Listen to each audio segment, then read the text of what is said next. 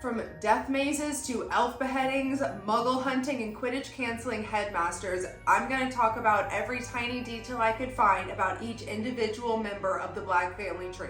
How do the Potters, Weasleys, and Longbottoms all connect to this tree? And who are the 9 witches and wizards that were disowned and burned off of the tapestry at 12 Grimmauld Place? But before we can get to any of this, we need to talk about how many different trees J.K. Rowling drew and the mistakes and differences between them.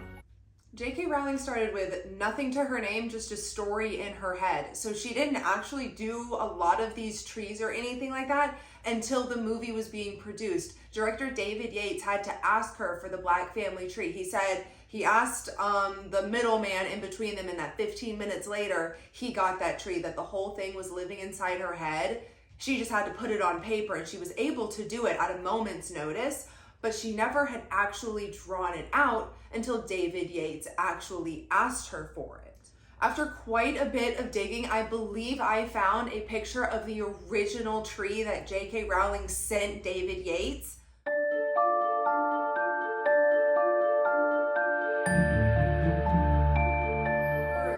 This tree only has 6 generations, and from what we can see on the Black family tapestry in 12 Grimmauld Place, there's a lot more there. There's actually 8 generations that was given to David Yates when he first asked for it. And it was a very extensive, it goes way back. We don't even know how some of these names actually connect into the family, because we assume they're siblings, we assume these are the parents of these children, we assume this is the way it goes, but nobody actually knows for sure how some of these generations even fit in.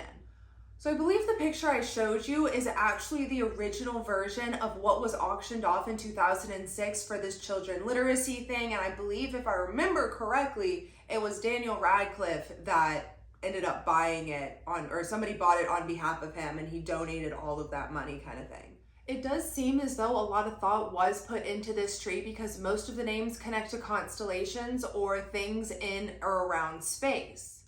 However, between the versions, there were at least 2 names that got misspelt at different times, and a couple of the dates don't really make sense, and a lot more are just downright missing.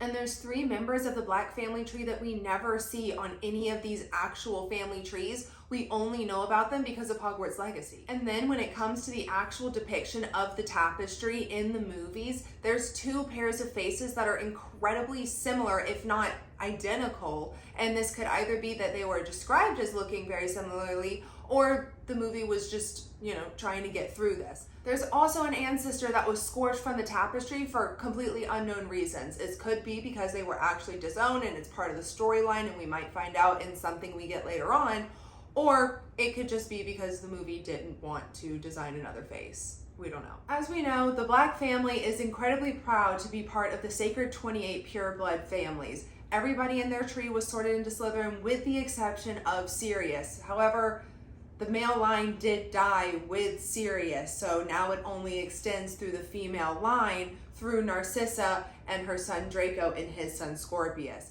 and Andromeda and her daughter Tonks and her son Teddy.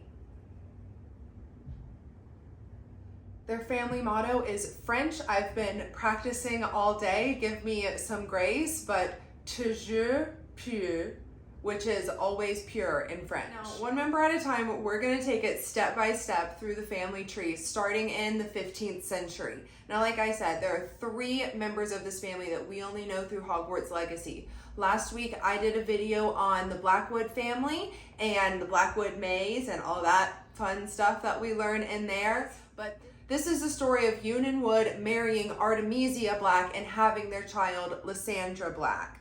These are, Lysandra and Artemisia are 2 characters we do not see depicted on this tree, but we do have history from them from Hogwarts Legacy. If you want to hear everything about the Blackwood family history that we learned from Hogwarts Legacy, please go check out my other video on my channel. Then there's Apollonia Black, who is the weird situationship with Richard Jackdaw, the beheaded ghost that you help, also in Hogwarts Legacy. Again, not depicted on the tree, but we do learn about her, another 15th century ancestor. Fair warning, the first 2 generations are a little dry. Stay tuned.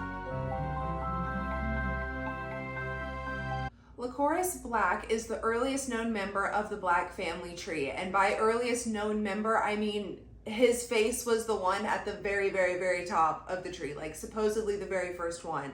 Again, like I said, we don't really know how exactly he fits in. We do know next to his name is Magenta Tripe, his wife, and we assume because their name is not, smudged out, that Tripe was a, substantial pureblood family name. Lycoris and Magenta are the assumed parents of the entire second generation. Again, we don't know how they fit in. It's just my assumption. Phoebe is also the name of a moon that orbits Saturn and is the first one in the tree to start that tradition of having names that have something to do with space, constellation, something related. And you'll notice later on in a much farther down generation, there's another member named Charis, and both of these women's faces are incredibly similar. So these are the duplicates that I was talking about. Hesper Black is, as you can see, just a skull on the tree. We know absolutely no information. We assume they never married, never had kids, nothing like that, but that's it. Alexia Walken Black, again, never married, never had kids, just left it off there. Now, mind you, the Black family is notorious for not living as long as most wizards normally do. Very likely due to the inbreeding that's gone on in the family for quite a few generations. However, in the tree, there's only one instance of second cousins marrying, but we do know that a lot of it happens throughout history, so it's already been deeply embedded in their genes at this point. But this could be, likely why these people never married or never had kids. They just died too early. Eduardus Lemente Black, we see his name scorched out, but we have no idea why. This was what I meant when I said his name could have just been marked out to save time. It could have something to do later on. We have no history on him. We just know that his name's been marked out. I know, first generation, not that interesting. I promise you it gets better as it goes. I just have to include absolutely everybody possible. Like I said earlier, Lycoris and Magenta Black were likely the parents of the next generation, as they were the only ones that were known to actually get married. Now, my goal is to do this in age order as best as possible. So as I go through these generations, I will be going in oldest to youngest. Misa Pinoa Black was the oldest of this next generation, and she married off with Jimbo Bullschwick. And when I first read that name, I was like, no, somebody's lying to me, but I was like, no, it's on the tree. His name is Jimbo.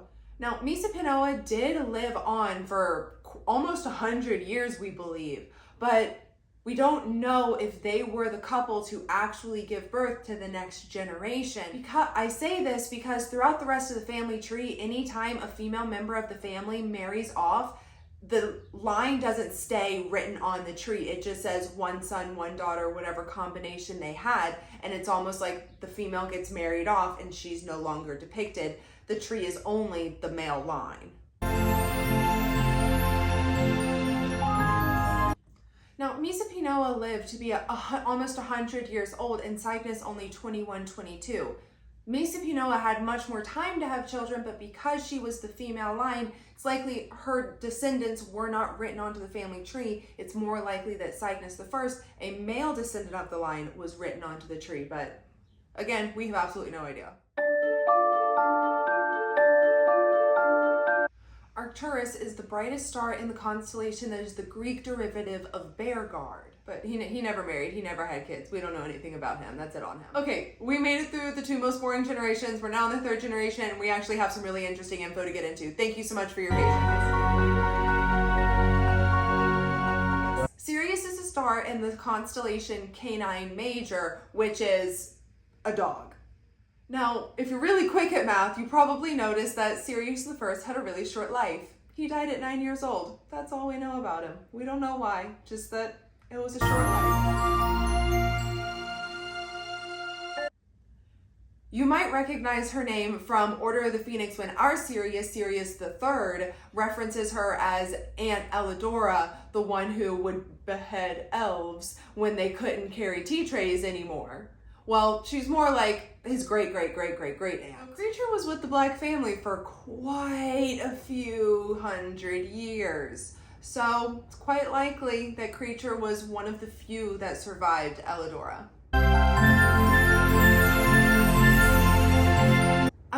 Black is actually one of the names that got misspelled in one of the versions. Somewhere it was also written that it was spelled Isla, which it was changed to back to Eola, which is correct. As we can see, her name has been smudged from the tapestry, and this was because she married a muggle, Bob Higgins, which we see his name on the tree. I'm not sure why his name ever even went on. The only reason Bob's name was ever even written on the tapestry was just for visual context of why she was disowned, and that way we would know to look up his name. Who is he? He's a muggle born. Okay, cool, got it.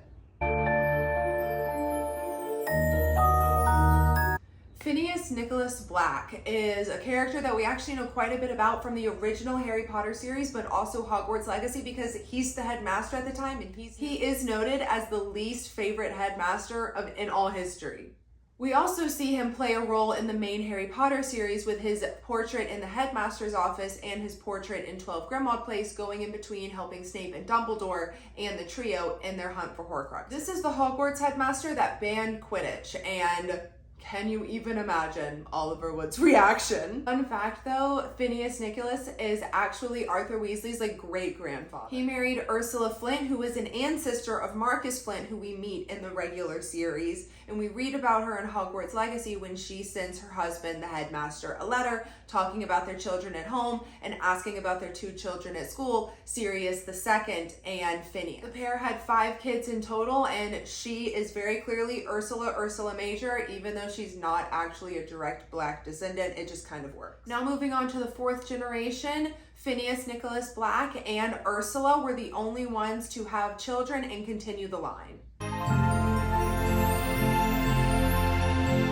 Sirius II is the oldest of their 5 children, and he was known to be at Hogwarts while his father was headmaster. His mother mentions it in the letter. She says that he doesn't mention it, but she assumes, you know, what kid wouldn't be proud of his father being the headmaster, but she probably doesn't realize that his father is the least favorite headmaster of all time, and Sirius probably really doesn't like it that much. Sirius goes on to marry Hesper Gamp, and they have 3 children together. Phineas is the 2nd oldest of this generation, and he was also mentioned in Ursula's letter to her husband of not mentioning anything about his father, but she assumes they're proud. But Phineas was disowned for supporting Muggle rights, so he probably really did not support his father at all in any way, especially because his father did nothing about Ranrock and the goblins doing everything that they were doing. If you play Hogwarts Legacy, he's a butthead. Arcturus II is next, and he is mentioned in his mother's letter to his father as begging her for an invisibility potion because the youngest child, Cygnus III, will not stop following him around everywhere. Correction, that's Cygnus III. He went on to marry Lysandra Yaxley, and the two had 3 children together. Then there's Velvina Black. She was the only daughter of this clan of 5. She was mentioned in her mother's letter as asking every single day when her father was going to return, to which her mother always had to say he was ensuring the future of her education, and she just was kind of unhappy about that. She missed her dad, so at least one of his kids liked him, you know. Velvina went on to marry Herbert Burke. They did not. She was married off in their family. They did not loop back into the family tree. However, they did have 2 sons and a daughter. Cygnus II, like I already mentioned before, was the youngest, and he would follow around his older brother Arcturus and just try to copy absolutely everything that he did. He went on to marry Violetta Bulstrode, who is Millicent Bulstrode's ancestor. This pair went on to have 4 children of their own. Now we are moving on to 5th generation, starting with Sirius and Hesper Black's 3 children. Arcturus III is another ancestor mentioned by our Sirius Black III in Order of the Phoenix. We see Sirius find Arcturus III's award, his Order of Merlin award that he got. Sirius then claims that he only got it because he donated a bunch of money, and then he throws it in the sack because they're ransacking the place to throw everything out to use it for the order. Arcturus III went on to marry Melania Macmillan, another Sacred 28 family. Like, we've heard a couple of those other last names previously in the other generations, but this pair went on to have 2 children. Doris was the only daughter of Sirius II and Hesper Black. She didn't marry or have any children, but I believe she died at about 61. Regulus I was their youngest. He also never married or had children, and he died a little bit younger at age about 47. This is now Cygnus II and Violetta Black's 4 children. Pollux Black married Irma Crab, another name we can easily recognize, and the two went on to have 3 children. Pollux is also a star in the known constellation Gemini. Cassiopeia Black is actually named after a constellation that means Queen Cassiopeia, and this comes from this Greek mythology story of a woman whose downfall is her vain nature, which I just thought was pretty interesting. But Cassiopeia Black never marries or has children. Marius Black is the only squib that I found on the entire family tree, so obviously he was disowned for being a squib. And their youngest daughter is Doria Black, who goes on to marry Charles Potter. Now, there's a ton of theories that James Potter is actually the one son that they had, but that's thus been disproven. I will be doing a video later this week on my TikTok about the story of Doria Black and Charles Potter, because I find it fascinating. So we'll get to that this week on TikTok. The last 3 of this generation are the children of Arcturus II and Lysandra Black. Black is actually the one that connects the Black family tree to the Longbottom family tree, marrying Hardfang Longbottom, and the two move off to his tree to have 1 son and 1 daughter together. Cedrella Black was the one that connected the Black tree to the Weasley tree. She was actually disowned for marrying Septimus Weasley. Even though he is a pureblood, they were seen as blood traitors because they renounced the idea of the Sacred 28. Black is actually named after an asteroid, and she connects the Black tree to the Crouch family tree, and they go off to have a son and 2 daughters. Going into the 6th generation, the tree still has 2 branches following the Black family name, so starting with Arcturus III and Melania's 2 children. Lucretia is named after an asteroid, and through marriage, she is the one that connects Molly Weasley to this family tree. We know that Molly is connected to the Black family tree through marriage, but it's very easy to assume that it's just her marriage through Arthur, because we know Arthur is related through blood through his, grand ancestor Septimus. But Molly's maiden name is Pruitt, and her uncle Ignatius was the one that married Lucretia. That made Lucretia Black her aunt. Like I said, Lucretia married Ignatius Pruitt. The 2 went off to his tree, but they did not have any children. Orion is easily recognized as Orion's belt, and Walburga is also named after an asteroid. Now we get to the second cousins. Orion Black went on to marry Walburga Black from the other family branch that is still going at this time. She was a good bit older than him. We really don't know what led them to making this decision. Maybe it was that they really needed to continue the family line. They saw that they only had 2 branches left. How do we keep this going? And they weren't opposed to it in the past, so pretty easy decision when your options are kind of small. The 2 never joined Voldemort's crusade or became Death Eaters. However, they were very adamant about following his ideals, and it made for a very hostile environment growing up for Sirius and Regulus, their children. The pair moved into their family home, 12 Grimmauld Place, and Orion put up a bunch of safety protection charms, but they had a ton of Black family history stored away in this house. Now on to Pollux and Irma Black's branch. Starting off with Walburga Black, who we've already talked about a little bit because she married her second cousin, Orion. There, done, handled. I'm sorry, it's over now. Their second child, Alfred Black, was actually disowned because after Sirius ran away, he aided his nephew in, giving him some financial support. So he was disowned for helping a family tree. Cygnus III was their youngest son, and he went on to marry Druella Rosier. Went on to have the 3 daughters that we know all too well. Moving into the 7th generation, each of those 2 branches that still exist only branched off 1 more time each. Orion and Walburga went on to have Sirius III and Regulus II. And Cygnus III and Druella went on to have Bellatrix, Narcissa, and Andromeda. Everybody's favorite, Sirius Black III. Egyptians believe that when the sun conjuncted the star of Sirius, that Sirius actually represented the doorway to the afterlife. So for the 70 days that the sun and Sirius were conjunct, that nobody that died could be buried because they would be blocked from the afterlife because the conjunction would close the door to the afterlife. Sirius was raised in 12 Grimmauld Place with his younger brother Regulus II and his parents Orion and Walburga. He ran away at age 16 to live with James Potter. He turned into an animagus at age 15. He was the only one in the entire Black family to be sorted into Gryffindor and not Slytherin. And he was killed by his second cousin Bellatrix, by her pushing him into the Vale with a curse. Despite being second cousins, they had some pretty great kids. Regulus II turned out to be another hero of the Wizarding World War, and he was the one that discovered the Slytherin locket and first figured out what Voldemort was doing with the Horcruxes. He did all of it for his beloved creature. According to this map, according to this family tree, Cygnus III was 13 when Bellatrix was born and 17 when Narcissa was born.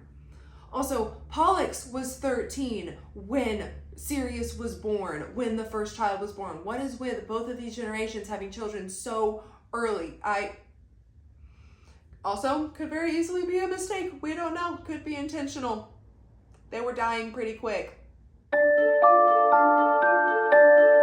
Bellatrix is a star in Orion's belt. I do believe it's the third brightest, but her name in Latin form translates to mean warrior.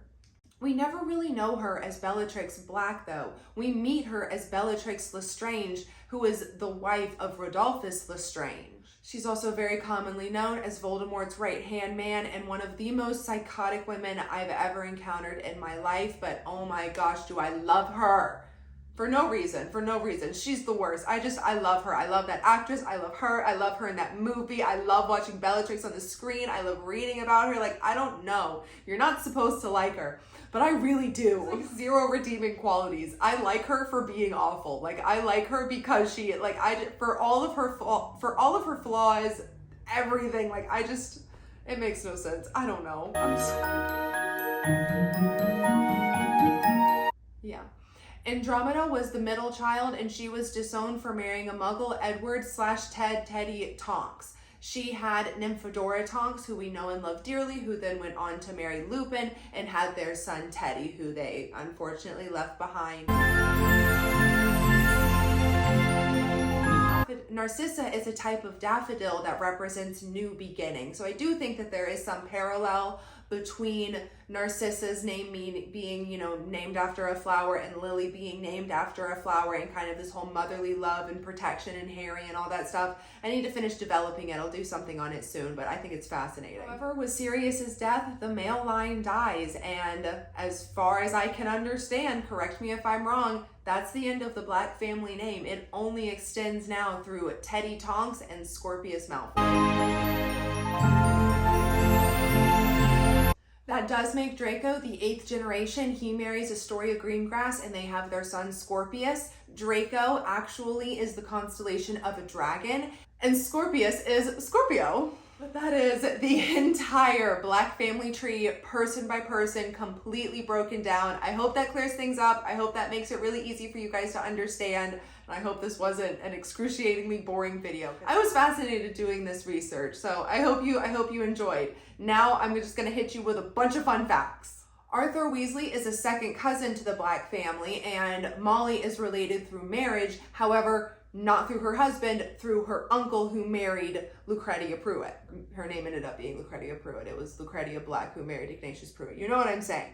Arcturus III died in 1991. He lived to be about 89, 90 years old. He outlived both of his siblings, his son, his daughter-in-law, his youngest grandson, and his oldest grandson, Sirius III, only outlived him by 4 or 5 years. Not Nymphadora Tonks did not have the last name Black. However, she did have Black family blood, and she was a Hufflepuff. She was probably one of the only few that went anywhere other than Slytherin. Like, Sirius was the only one with the family name that went into Gryffindor, the only one to go anywhere but Slytherin. Because of Kreacher's timeline with the Black family tree, Elidora Black was probably the reason Kreacher was hired, or he was probably one of the very few survivors of her elf beheading reign. According to the dates on this tree, Pollux Black was 13 years old when he had Walburga, and Cygnus III was 13 when he had Bellatrix. I hope you guys enjoyed this video. I really enjoyed doing the research and picking apart this family tree and really getting into those details and all of the weird history that's in there. On Wednesday, I will be doing a mini series on the Sacred 28 families, and I will be on TikTok all week long hanging out. Thank you so much for joining in. Like and subscribe, and let me know if you have any requests for the future. Have a great week, guys.